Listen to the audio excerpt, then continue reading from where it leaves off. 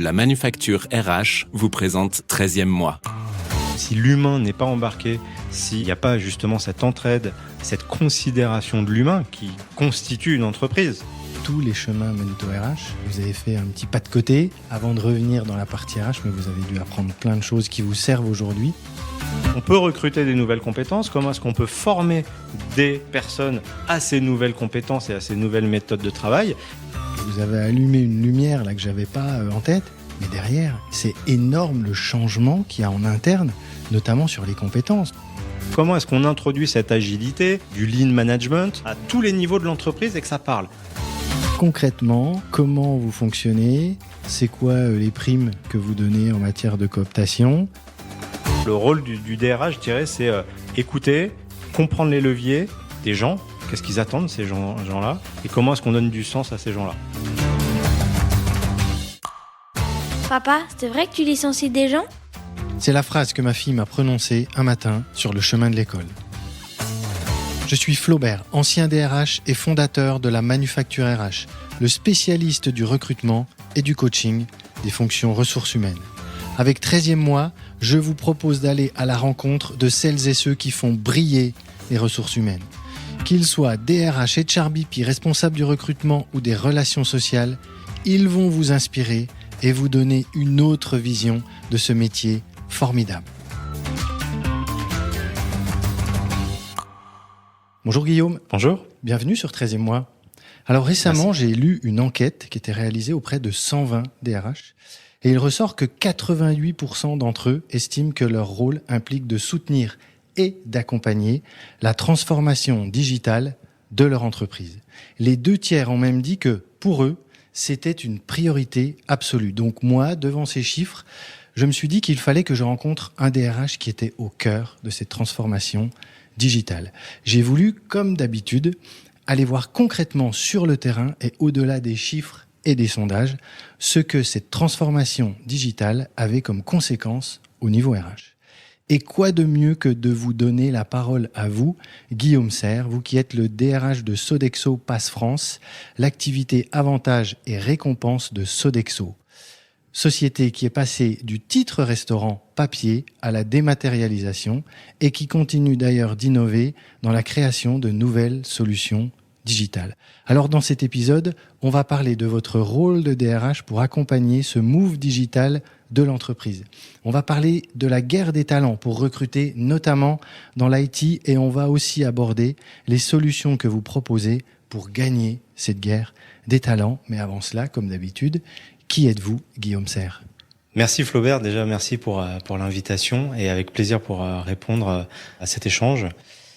Alors, en 2 mots, si je dois essayer de résumer un peu mon parcours, donc des études classiques de RH à Paris-en-Sorbonne, et puis là un peu moins classique, une fois mon diplôme en poche, je prends ma valise pour partir à l'étranger, en Grèce, et créer ma société avec un ami franco-grec, une marque de vêtements. Donc cette envie de l'entrepreneuriat m'a prise assez tôt et je regrette pas. C'était une super expérience de 3 années où on apprend beaucoup quand on est entrepreneur. On apprend beaucoup sur soi. On a pas mal d'échecs et ça renforce. On gagne en maturité. Voilà, ça aide aussi à y voir un peu plus clair sur les choix et la répercussion que peuvent avoir certains de nos choix. Ça a duré 3 ans et je vais pas m'amuser à résumer ces 3 ans maintenant. En tout cas, j'en suis revenu parce que les valeurs familiales, notamment, m'ont rappelé. Et je pense qu'on parlera des valeurs. Et si on parle pas de valeurs quand on est un RH, je pense que c'est qu'il y a peut-être un problème. Du coup, je reviens en France et là, je m'appuie sur ce parcours universitaire RH pour reprendre une voie là pour le coup plus traditionnelle dans les ressources humaines. D'abord par la voie du cabinet de recrutement. Hyper intéressant parce que quand on travaille comme consultant dans un cabinet de recrutement, on est confronté à plein de RH, de DRH. Et qu'est-ce qu'il y a derrière ? Il y a des politiques d'entreprise, il y a des cultures d'entreprise, il y a des produits, des services qui sont vendus et on s'aperçoit quand on est justement consultant dans un cabinet que il y a plein de façons de recruter, il y a plein de façons d'attirer des talents et il y a plein de façons d'encadrer ces équipes et de manager l'humain. Donc votre point d'entrée, au-delà de l'entrepreneuriat, ce que je trouve excellent parce que je n'ai de cesse de dire que tous les chemins mènent au RH Et là, vous avez fait un petit pas de côté avant de revenir dans la partie RH, mais vous avez dû apprendre plein de choses qui vous servent aujourd'hui. Quand on entreprend, on apprend plein de choses. Et puis vous, votre point d'entrée ensuite sur la fonction RH, c'est le recrutement. Tout à fait. Ok. Tout à fait. Et donc voilà, comme je le disais, très riche d'enseignements sur cette partie, je dirais, diversité des cultures d'entreprise. Voilà, quelques années donc en cabinet et comme parfois pas mal de consultants longs, je vais chez l'annonceur, je rejoins l'entreprise au sein d'un service RH, une expérience donc dans un grand groupe retail, d'abord Mango, puis groupe LVMH chez Sephora, où là aussi j'apprends plein de choses, c'est structuré, ce sont les grands groupes et c'est forcément très riche d'enseignements et ça cadre. Et puis en 2010, la start-up toque à ma porte. 2010, c'est l'époque des grandes levées de fonds pour les startups, ou du moins on voit des levées à plusieurs dizaines de millions. Aujourd'hui, ça fait rire, mais en 2010, elles étaient rares, les levées de 10, 20 millions. Et donc, je suis approché par une startup qui s'appelle Dayuse, qui est une plateforme digitale de réservation hôtelière. À l'arrivée, nous partîmes 35 et j'en suis reparti 7 ans plus tard à 150 collaborateurs. Une expérience assez incroyable parce que c'est vraiment, j'ai eu la chance de vivre l'aventure startup successful. Je vais peut-être préciser que ce qui m'a attiré aussi dans cette expérience, c'est l'obligation d'avoir justement cette vision entrepreneuriale. Parce que on part from scratch du début, je suis appelé pour créer la fonction RH qui n'existait pas et ça permet justement d'appliquer ce qu'on a pu apprendre et puis de trouver du sens dans ce qu'on est en train de faire et de voir tout de suite les résultats de ce qu'on est en train de produire et je sais pas si c'est l'échelle de la start-up qui permet ces résultats aussi rapides, mais en tout cas voilà, c'est une belle expérience par rapport à ça qui faisait écho à ma vision entrepreneuriale et puis une expérience internationale puisque c'est une start-up française qui s'est développée à Hong Kong, ensuite aux États-Unis et à Montréal. Donc voilà, une belle expérience. Qui a structuré là la partie RH. Tout à fait. Ok. C'est ça. Ça dure 7 ans.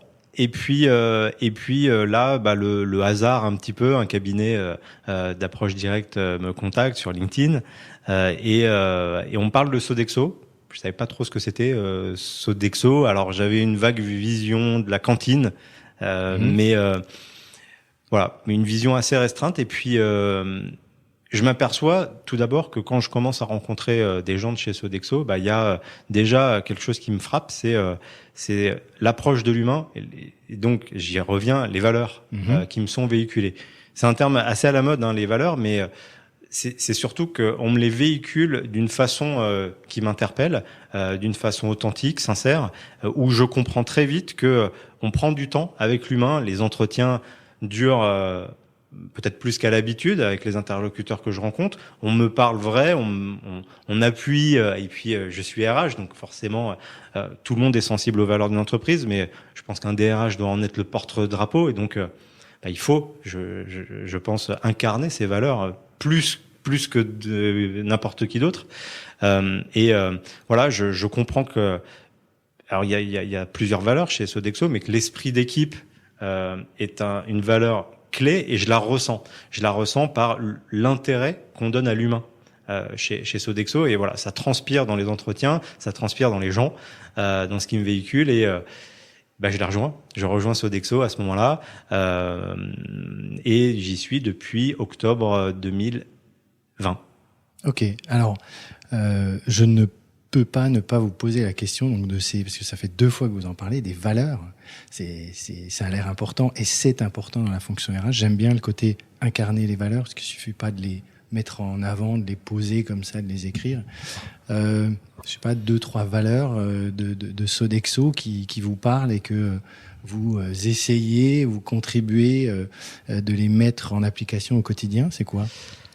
Je viens d'en citer une, c'est l'esprit d'équipe et je pense que quand on est en plus dans une phase de transformation, ce qui est le cas depuis quelques petites années chez Sodexo Pass France, s'il n'y a pas si l'humain n'est pas embarqué, si il n'y a pas justement cette entraide, cette considération de l'humain qui constitue une entreprise, c'est-à-dire que si on enlève les humains dans une entreprise, a priori il va plus se passer grand-chose. Donc si on n'embarque pas l'humain, ça fonctionne pas. Et je pense que là, la RH a un rôle à jouer. Donc l'esprit d'équipe, ça a été, comme je vous l'ai précisé, la valeur qui m'a embarqué tout de suite pendant les entretiens. J'entends et que j'ai pu percevoir. Et une autre valeur que je vois et que je vis et que j'essaye de véhiculer de l'intérieur, maintenant que j'y suis, on me l'avait évoqué en entretien, mais ça me parlait moins, n'étant pas encore dedans, l'organisation, c'est l'esprit de progrès. L'esprit de progrès, alors qu'est-ce que ça veut dire chez Sodexo? C'est quoi concrètement ça, l'esprit de progrès? Alors je vais tenter de vous l'expliquer et je vais essayer d'être synthétique, mais Sodexo, c'est une entreprise qui a plus de 50 ans, qui est cotée, et qui a, je pense, qui a su montrer qu'elle savait avoir une valeur sur le marché. Si je dois donner un autre chiffre, c'est près d'un demi-million de salariés dans le monde. C'est le premier employeur français dans le monde. Énorme. Donc c'est quand même une belle histoire française. On n'arrive pas à être le plus grand employeur français dans le monde sans se renouveler, sans écouter son client, sans s'adapter à des environnements en France et à l'international. Voilà, et donc cet esprit de progrès, il fait partie de l'ADN de Sodexo et je dirais maintenant, si je reviens sur notre activité chez Sodexo Pass France, cet esprit de progrès, il est nécessaire. On est dans un environnement concurrentiel, très très clairement. Les titres restaurants, les titres cadeaux, c'est une industrie qui existe depuis une trentaine d'années en France, qui existe aussi à l'international, mais en France, ça existe depuis une trentaine d'années. Une industrie qui avait été assez peu bousculée, où il y avait les acteurs historiques avec des titres papier, et on se tirait pas vraiment la bourre. Et puis, comme dans pas mal d'industries, certaines startups sont arrivées pour disrupter, je reprends un mot à la mode, pour disrupter ce marché en digitalisant, en dématérialisant justement ces produits, ces offres papier. Et là, il a fallu que Sodexo Pass France, pour pas se faire dépasser, justement, puisse faire face à cette concurrence en justement s'adaptant, en adaptant sa façon de travailler, en adaptant son offre de service sur le marché. Donc je vais pas trop, peut-être qu'on en reparlera tout à l'heure, mais cet esprit de progrès, il fait partie de l'ADN. Et aujourd'hui, on a une offre qui est ultra compétitive et elle l'est aujourd'hui et demain elle sera encore meilleure. Et je suis persuadé qu'on fera partie des leaders incontournables sur notre marché parce que on a cet esprit de progrès, cet esprit d'initiative, et c'est pas parce qu'on est un grand groupe qu'on n'est pas capable de s'adapter, d'être agile et d'innover. Ok, très clair. Autre petite question là encore en matière d'introduction, mais donc vous, votre périmètre, votre activité et le nombre de collaboratrices, collaborateurs, c'est quoi? Alors ça bouge un peu, évidemment, on est en plein développement et on grandit. Aujourd'hui, le périmètre de Sodexo Pass France, donc c'est 400 salariés. Je parle de développement parce que nous venons de faire l'acquisition d'une start-up qui s'appelle WeDoGift, donc qui était notre concurrent sur la partie titre cadeau. Aujourd'hui, ce n'est plus un concurrent, c'est la famille, c'est Sodexo. Et WeDoGift, c'est 200 collaborateurs. Donc aujourd'hui, on représente en France, en tout cas, une force de frappe de 600 personnes et qui est vouée à grandir. Ok, bon, parfait, très clair. Donc on va parler du move que Sodexo a dû faire, doit continuer de faire vers le digital. Alors concrètement, quelles sont les problématiques qui ont été soulevées par ce passage au digital? Vous êtes parti d'où et vous voulez aller où? Je l'ai un petit peu évoqué tout à l'heure.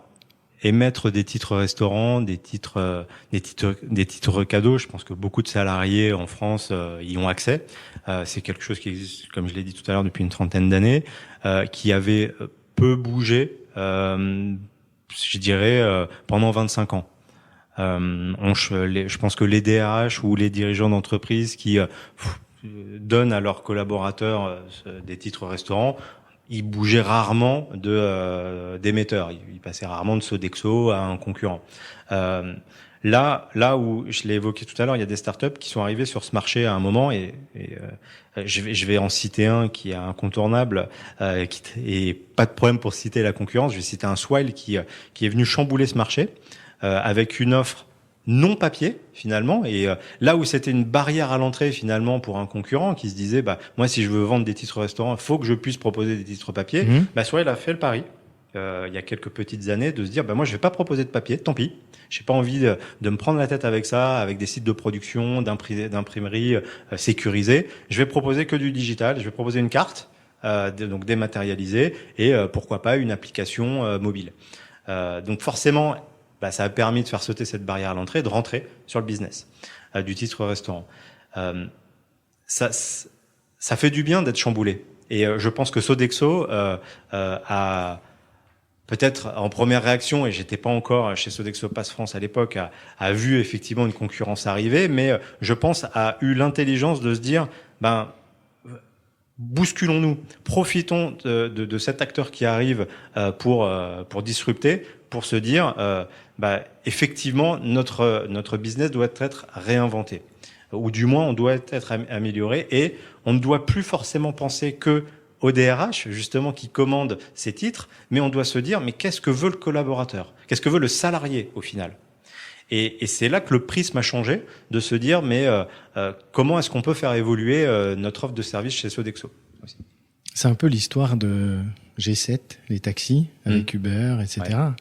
Ils ont su aussi se réinventer, et c'est vrai que on a parfois comme ça ce genre d'acteurs qui arrivent, qui bousculent un peu, mais intelligemment, ceux qui sont en face vont se dire ok, comment je dois pivoter pour moi me mettre dans le move et puis peut-être aller encore plus loin que ce qu'ils ont fait. Tout à fait. Et c'était vraiment l'idée de pas oublier d'où nous venons, et toute cette expertise qu'on a, et qu'un Swile ou un autre acteur digital native, en tout cas un jeune acteur arrive, nous on a cette force-là. On a de l'expérience, on a une implantation forte partout en France et même à l'international. On a la restauration collective aussi qui est avec nous, et si on peut faire des passerelles, on le fait. On a une vraie crédibilité sur les grands comptes avec qui on travaille depuis des années et on se fait confiance. On partage des valeurs même souvent avec nos clients. Et je parlais on parle de RH à RH finalement, puisque notre population est RH qui sont sensibles justement à ces valeurs, et les valeurs de Sodexo, je pense, dépassent même notre entreprise, et je pense que Sodexo est assez connu pour ses belles valeurs. On a cette force-là, et c'est aussi des arguments sur lesquels nos clients sont sensibles, et c'est ce qui fait qu'aujourd'hui on se différencie. Alors c'est en effet une force de frappe, mais je me rappelle quand on a préparé ce podcast, on est vite allé, et moi vous avez allumé une lumière là que j'avais pas en tête. Mais derrière, c'est énorme le changement qu'il y a en interne, notamment sur les compétences. Donc il y a en effet cette force de frappe, mais ça doit pas être simple de faire bouger une structure comme Sodexo, qui est quand même conséquente, et rien que sur les compétences qu'il faut faire évoluer pour aller sur du digital. Tout à fait. Et avoir des belles valeurs depuis toutes ces années, ça nous permet d'avoir des personnes qui sont chez Sodexo depuis plusieurs années. Moi qui viens de start-up, c'est vrai qu'on reste 2-3 ans dans une start-up, et puis on s'en va, on vient picorer une expérience et puis on va vers une autre. Et quand je suis arrivé chez Sodexo, ce qui m'a frappé, c'est que j'ai vu plein de collaborateurs avec 10, 15, 20, 25, 30 ans d'ancienneté. En échangeant avec ces personnes-là, j'ai découvert vraiment quelque chose d'extraordinaire, c'est l'attachement et l'engagement que ces collaborateurs ont à l'entreprise, et j'ai trouvé ça admirable. Et pour répondre donc à votre question, c'est de se dire comment est-ce qu'on accompagne ces gens qui sont engagés depuis tant d'années, qui y croient, qui ont envie de se retrousser les manches pour se dire waouh, il y a un Swile qui arrive, mais on va pas se laisser faire. Ouais, on est là depuis 30 ans et on va montrer ce que nous on a en plus d'un Swile.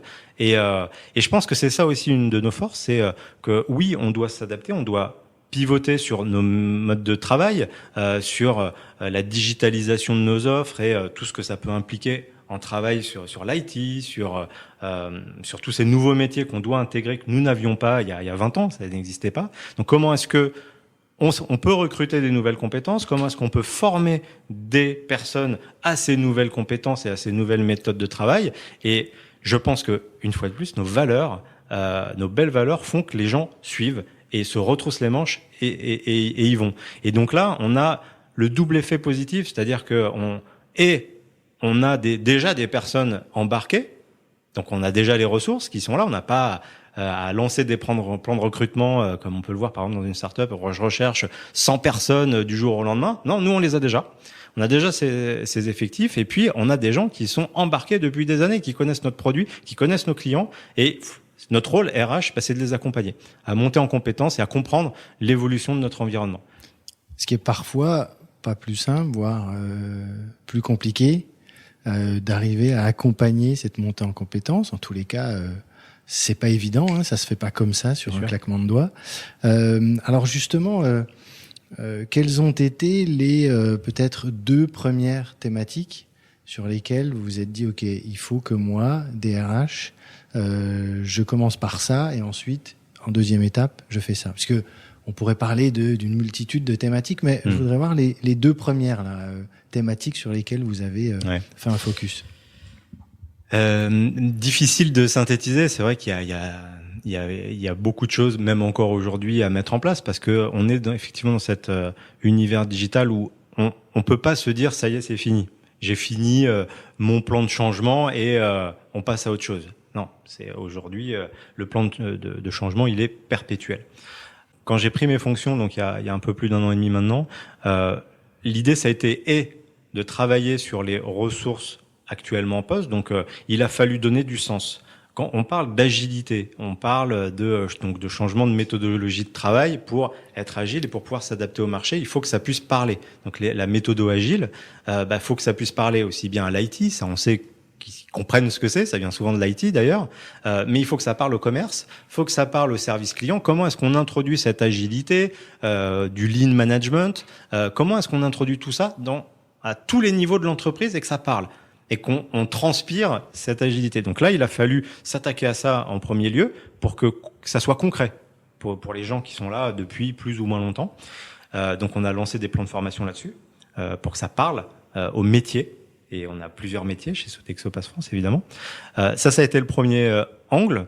Et le deuxième angle, ça a été aussi d'aller travailler notre marque employeur pour pouvoir attirer des nouvelles ressources, parce que on a besoin quand même de nouvelles ressources. On a plein de belles ressources internes, j'en ai parlé, mais au bout d'un moment, il faut aller vite, il faut accélérer. Et il y a certaines compétences que nous n'avions pas chez Sodexo Pass France. Donc, il a fallu être suffisamment attractif pour recruter. Ces personnes-là, qui, on le sait, sont ultra chassées. On en parlera peut-être tout à l'heure dans cette guerre des talents, qui n'existe pas que depuis la semaine dernière, mais ça fait quelques petites années. Donc, il a fallu trouver les bons arguments, et je parle au passé, et on pourrait même le dire au présent, de travailler cette marque employeur pour attirer les meilleurs talents.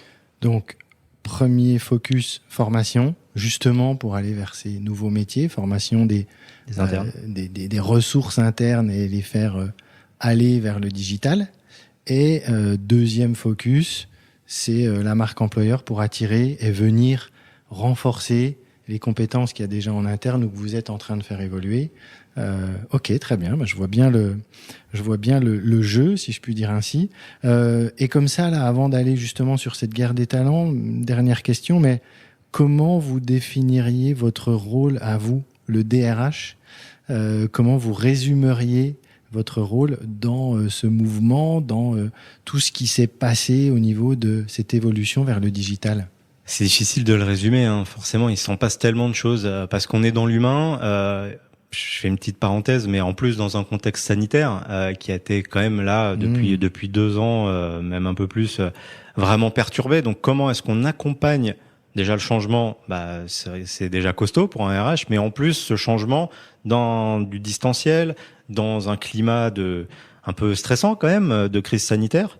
Donc voilà, c'est le rôle d'un RH, ça a été et ça l'est toujours, c'est d'écouter, je pense, de comprendre qu'est-ce qui se passe humainement dans l'entreprise, quelles sont les attentes des collaborateurs, comment est-ce que je maintiens un lien avec les salariés sur sur le quotidien, sur le business, qu'est-ce qu'on est en train de décider et quel axe stratégique l'entreprise est en train de prendre.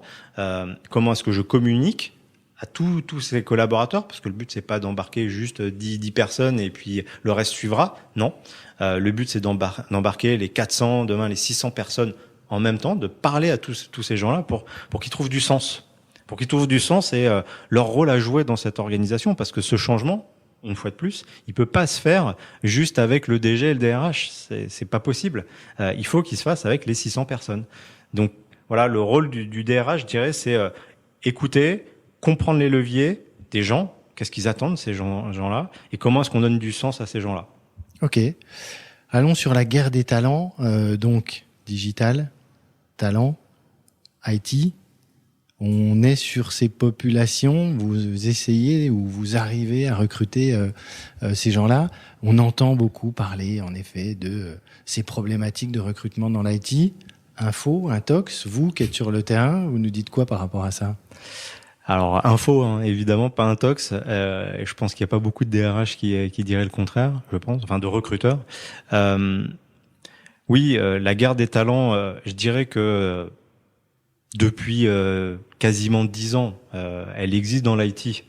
Enfin, voilà, quand j'étais dans la startup que j'ai citée juste avant, il y avait bien cette guerre des talents sur la population de développeurs web, entre autres, mais qui était très focus IT et ça s'est pas arrêté parce que digitalisation qui se développe dans tous les secteurs d'activité, on l'a bien vu, et je pense que la pandémie a accéléré la digitalisation d'un certain nombre d'industries, et on en fait partie. Je fais une petite parenthèse, les titres restaurants papier, l'entreprise ne pouvait plus les donner main à la main aux salariés.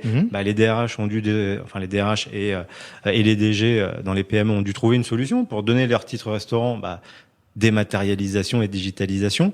Donc effectivement, cette guerre des talents, elle a commencé par l'IT historiquement depuis plusieurs années, et puis là, ce qu'on s'aperçoit, c'est clairement un débordement de cette guerre des talents sur quasiment l'ensemble des métiers. Aujourd'hui, pas que l'IT, donc. Non, clairement. Okay. Alors, il y a des métiers plus pénuriques que d'autres. Comme l'IT. Comme l'IT. Je pense à des populations de product owners. Je pense à certaines fonctions dans le digital, du marketing digital. Voilà, parce que toutes les entreprises ont dû s'y mettre à cette digitalisation et à être présent sur du marketing digital, par exemple. Donc, voilà, l'offre et la demande, hein, c'est toujours pareil.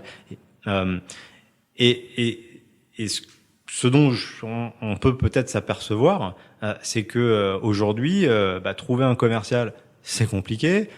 Trouver des personnes au service client, c'est compliqué parce que c'est pas des métiers faciles, et que aujourd'hui, très très objectivement, il est difficile de recruter les meilleurs talents parce que à la sortie de cette crise, j'ai envie de croire qu'on est en tout cas en sortie de crise de pandémie. J'espère aussi.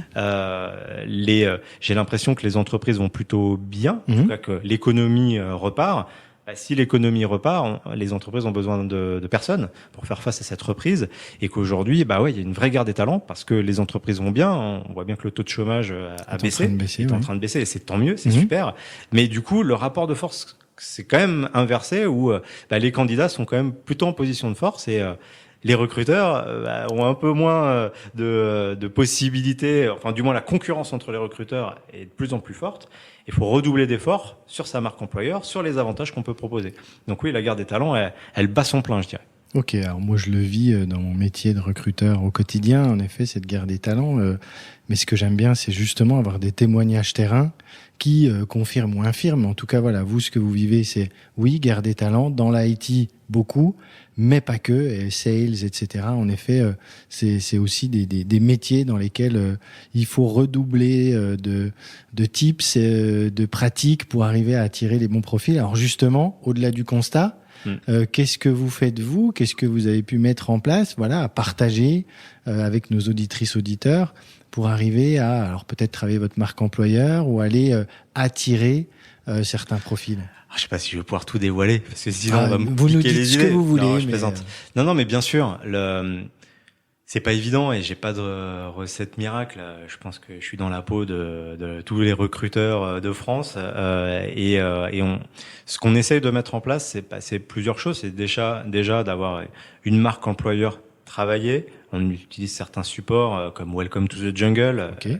Je pense qu'aujourd'hui ils sont très répandus. Et pourquoi est-ce que ça fonctionne bien? Parce que je pense que le candidat sur une plateforme comme celle-là a l'impression d'avoir une vue un petit peu plus complète sur l'entreprise, avec des photos, avec des témoignages de collaborateurs en vidéo. Je pense qu'il y a des plateformes comme Glassdoor, Indeed qui les permettent de laisser des avis sur telle ou telle entreprise. Donc c'est ça, travailler sa marque employeur à travers ces supports-là pour ouvrir le maximum le capot aux candidats et qu'ils voient avant où ils peuvent mettre les pieds.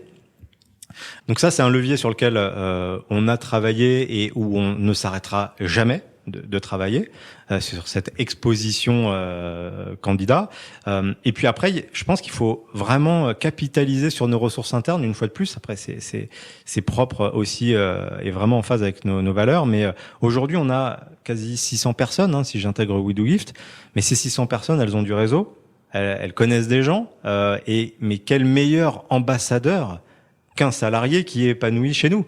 Donc on pousse au maximum la cooptation avec des primes, on essaie de le faire vivre avec des visuels, on market un petit peu cette cooptation interne parce que on est convaincu au service RH chez Sodexo que c'est des bons ambassadeurs et puis surtout qu'un collaborateur qui va nous conseiller une personne, a priori il va pouvoir parler sans filtre avec ce potentiel candidat et que ce candidat il va venir vraiment avec la bonne vision de ce que lui a dit son ami ou du moins sa connaissance et que ça va être vraiment une réussite cette coopération et on voit bien que les personnes qui nous ont été cooptées, j'ai pas forcément des statistiques très précises, mais en tout cas c'est souvent des recrutements réussis. Alors je veux bien qu'on s'arrête là-dessus parce que je trouve ça très très très intéressant. Allez, on va prendre le dernier sujet, la cooptation. Donc concrètement, comment vous fonctionnez ? C'est quoi les primes que vous donnez en matière de cooptation?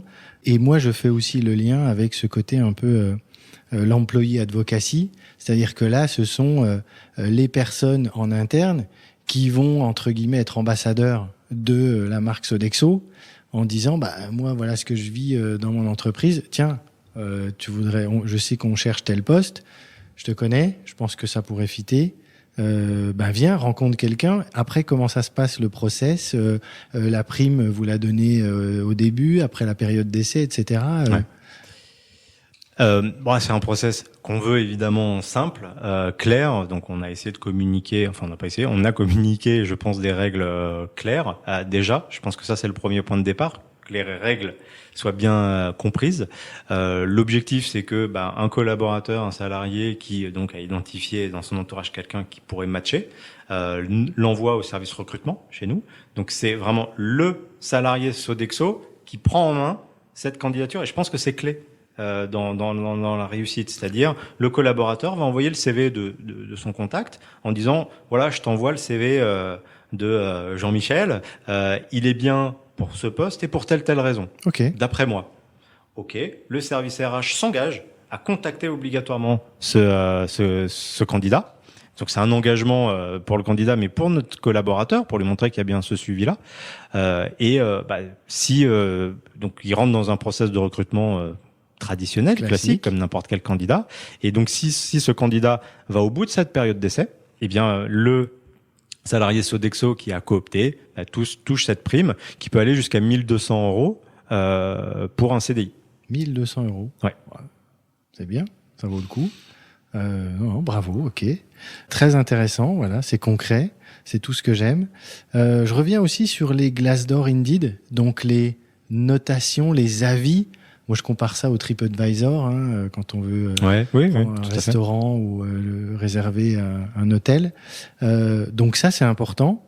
Je trouve très intéressant que vous alliez là-dessus. Ça veut dire que les commentaires que vont mettre les collaboratrices, collaborateurs, pour vous, en effet, c'est un miroir pour une personne qui va se dire, tiens, j'ai vu un post chez Sodexo, je vais aller regarder les avis Glassdoor et Indeed. Donc c'est une réalité, ça. C'est pas, on l'invente pas, quoi. Concrètement sur le terrain, ça fonctionne vraiment, et c'est important pour vous d'avoir des avis qui sont positifs sur ces sites-là. C'est clé, et votre parallèle est très bon avec TripAdvisor. Après, il y a des personnes qui vont jamais sur TripAdvisor et qui le font au feeling, qui vont dans certains restaurants et c'est sans consulter TripAdvisor. Et heureusement, c'est pareil. Je dirais pas que Glassdoor et Indeed sont consultés systématiquement par tous les candidats. Maintenant, oui, il y a certains candidats qui, et je peux le comprendre, qui ont envie d'en savoir plus. Faut se mettre dans la peau d'un candidat qui a peut-être 2-3 offres sur la table. C'est pas évident de cerner, pour nous recruteurs, un candidat en un entretien d'1 heure ou 1 heure et demie, comme c'est pas évident pour un candidat de cerner ce qu'il attend en un entretien d'1 heure, 1 heure et demie. Donc comment est-ce qu'il fait ce candidat? Faut se mettre à sa place pour choisir s'il a 2-3 postes. Voilà, il a des outils comme cela pour essayer d'en savoir un peu plus. D'ailleurs, je conseille de plus en plus, moi, certains clients, et je le vois de plus en plus dans les pratiques, d'intégrer un collaborateur ou une collaboratrice dans le process de recrutement. Un échange, à un moment donné, assez informel, de personnes qui se parlent sans hiérarchie autour. Et voilà ce que je vis moi au quotidien dans l'entreprise depuis 6 mois que je suis arrivé, ou 1 an. Pas besoin de prendre quelqu'un qui a 15 ans d'ancienneté. Et c'est vrai que chez Glassdoor, Indeed, ça détourne un peu ce côté-là. Et c'est en effet très important. Ok, alors je vous ai coupé dans votre élan de bonnes pratiques à mettre en place ou conseils que vous pouvez donner ou que vous voyez chez des clients ou que vous apportez à des clients, justement sur quoi mettre en place pour mieux recruter, être encore plus attractif. Là, vous me tendez une perche énorme, je suis obligé de la saisir. C'est quel avantage, quel package je peux proposer à ce candidat qui vient de l'externe, quel package je peux proposer à ce salarié qui est en interne et que j'ai envie de garder absolument. C'est la rémunération, on le sait, ça fait partie des leviers d'attractivité et de rétention. Mais quand j'entends rémunération, il y a évidemment le fixe brut, éventuellement du variable, mais pas que. C'est là que une société comme la nôtre, comme Sodexo Pass France, peut permettre de se distinguer et d'apporter quelque chose en plus dans ce package de rémunération et d'avantages.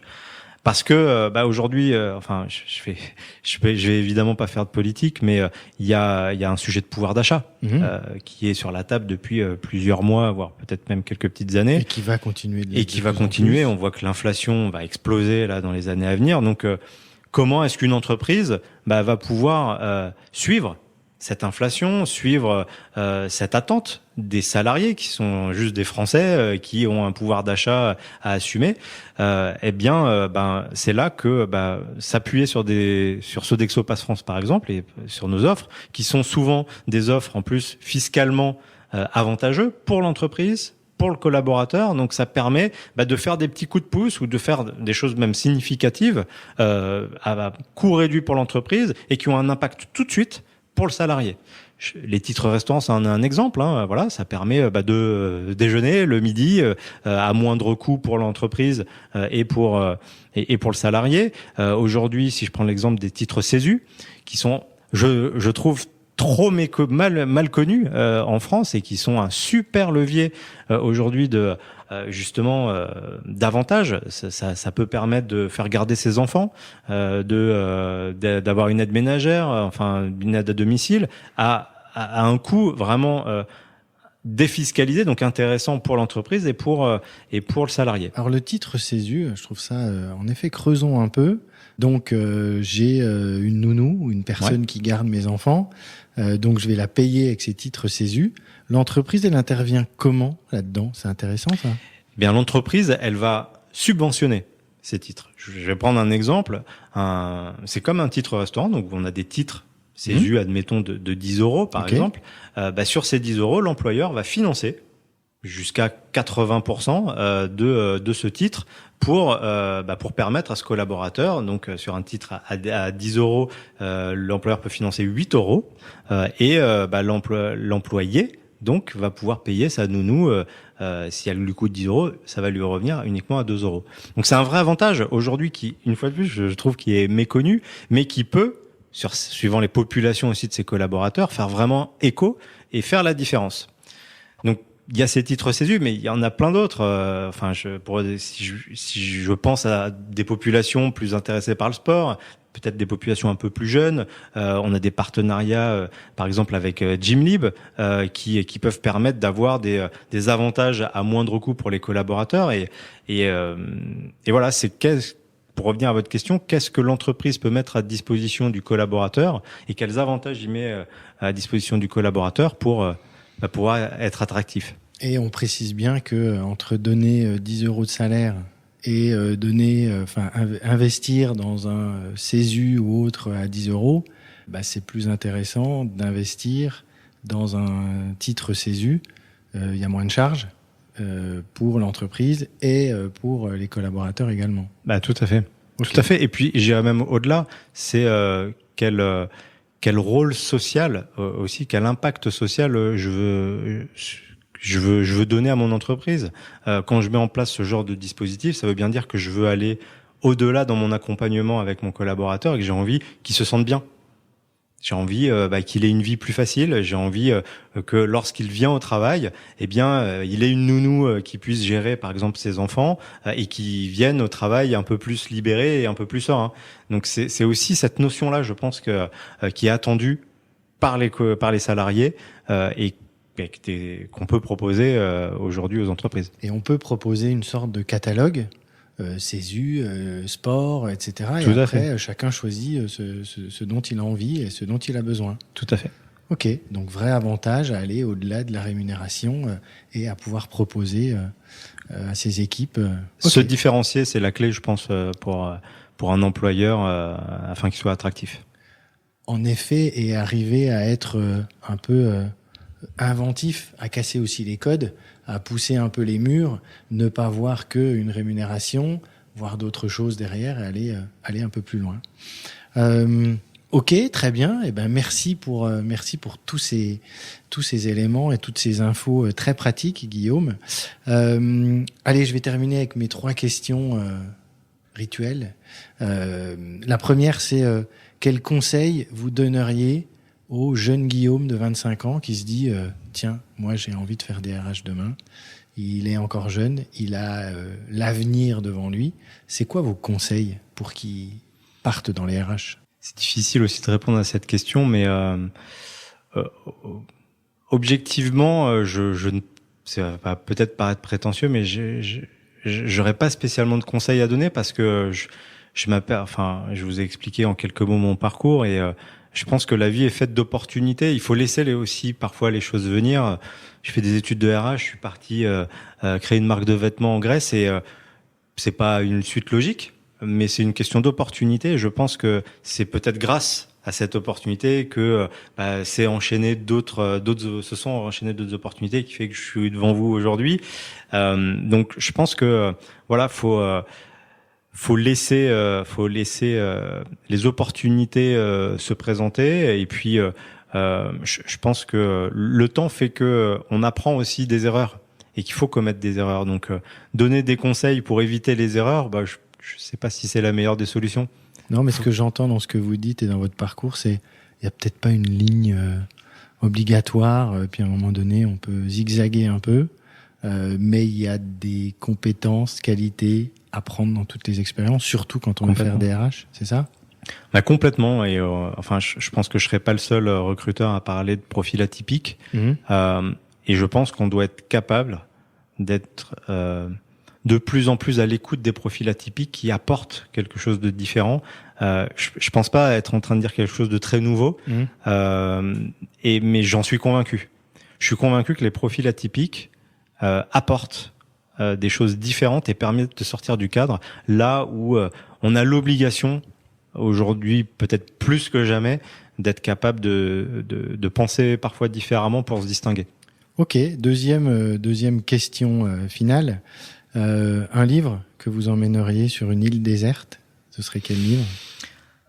Alors déjà je suis pas très littéraire pour être franc parce que